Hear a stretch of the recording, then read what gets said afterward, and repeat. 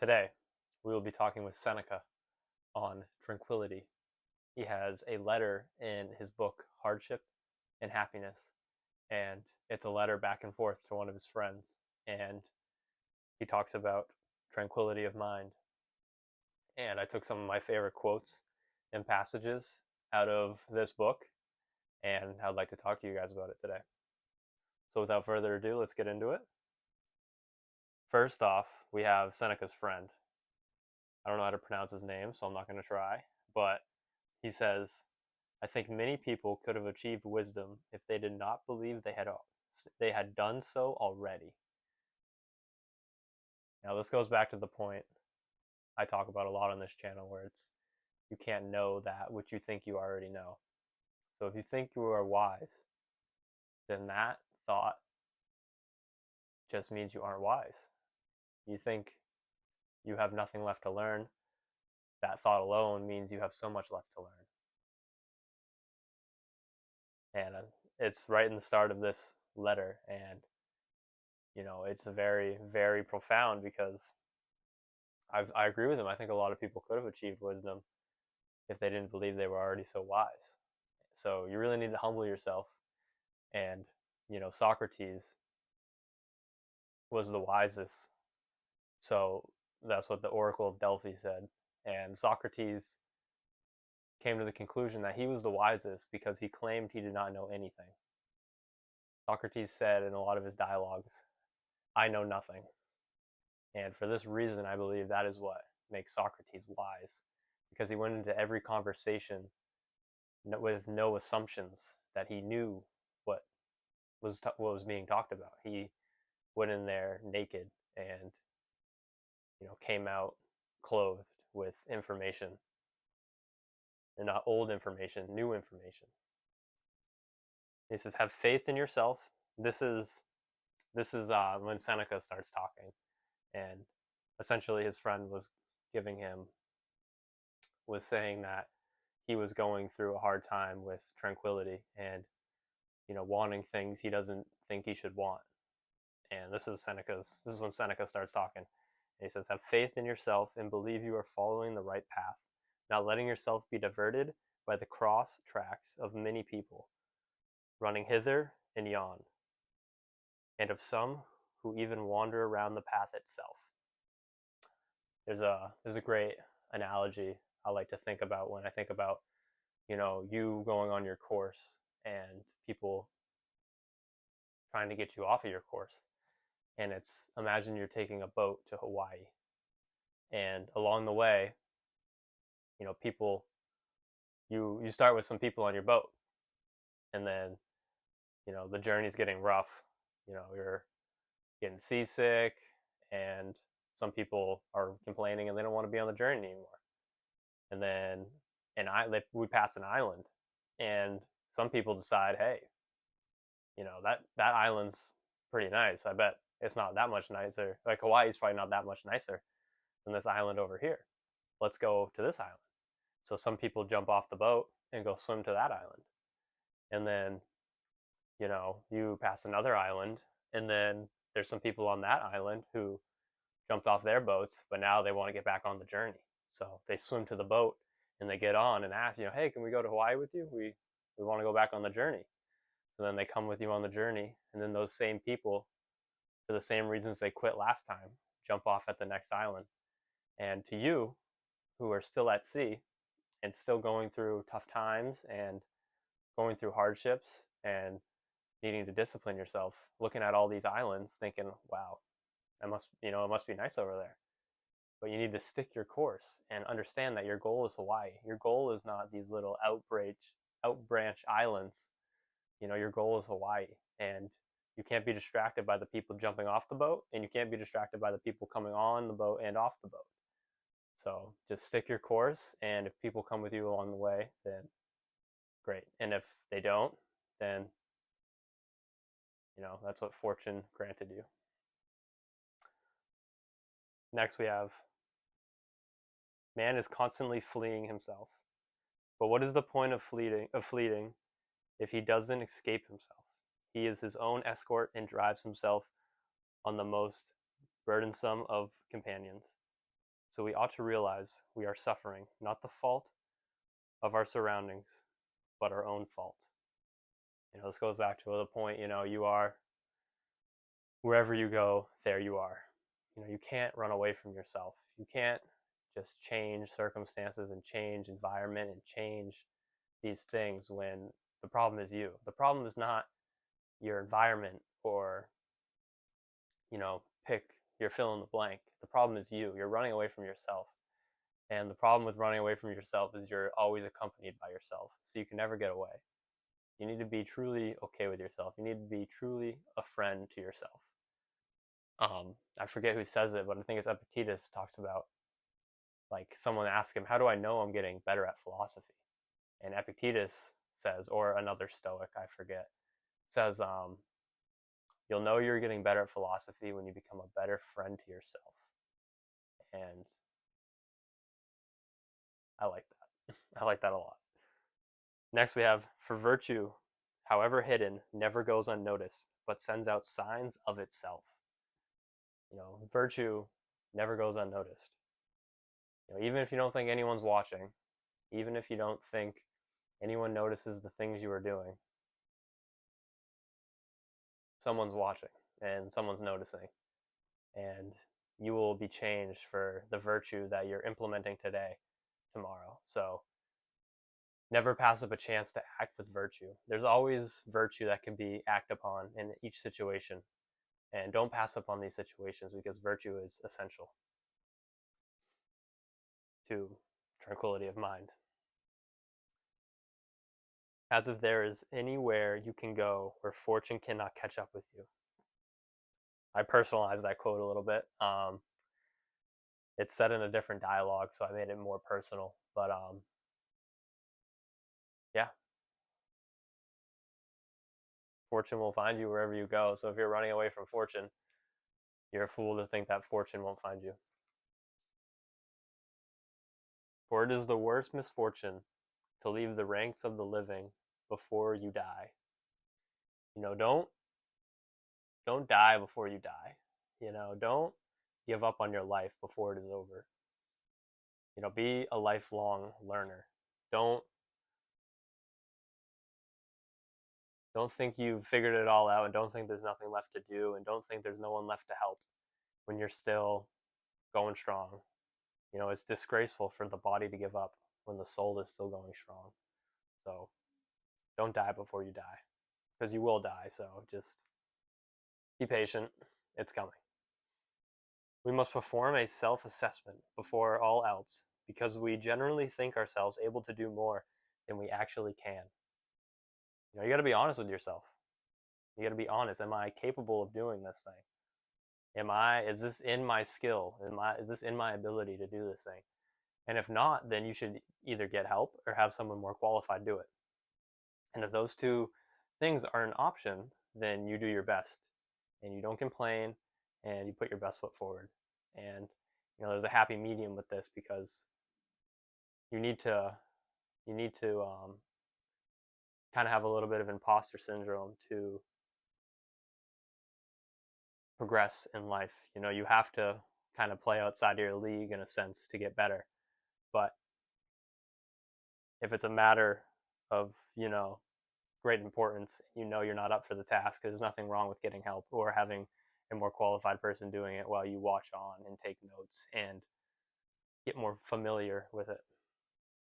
Even if his loyalty and goodwill are certain, a troubled companion who groans at everything is the enemy of tranquility.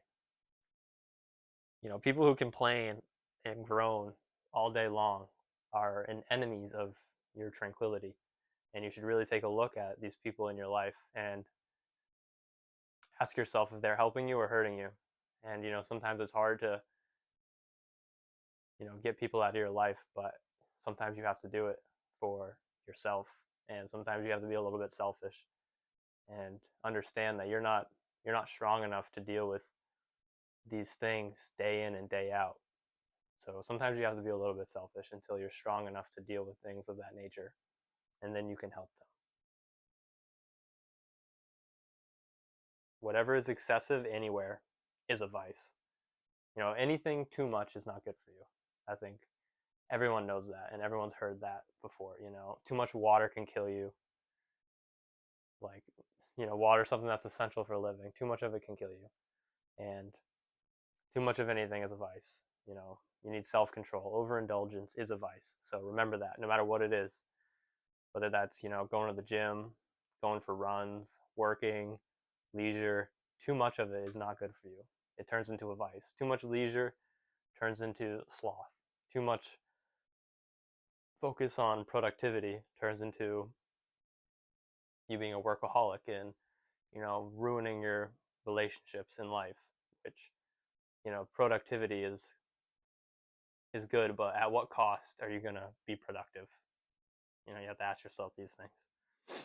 You will find enjoyment and relaxation, and please, you will find enjoyment and relaxation and pleasure in any kind of life if you want to make light of misfortune. No matter what you're doing, if you can make light of misfortune, then you're in an amazing position, because misfortune comes upon everybody. So no matter what you're doing, if you can make light of misfortune and understand it's happening for you and not to you, then you are in a great position. Now, these next couple quotes, I kind of jointed. They're all one. It's not one quote, but it's like one main point. So I'll kind of go bang, bang, bang, and then talk about them after. So yeah, what can happen to one man can happen to any man. It is too late for the mind to be trained in endurance for dangers after the danger arises. So we know that every rank is reversible, and whatever befalls another man can befall you too. If you don't treat whatever is possible as future, you are giving misfortune strength against you, strength that is crushed by anyone who foresees it. And as you can see, the point here is, what happens to somebody can happen to you. And if you see that, you should be mentally preparing yourself for the potential of it happening to you too.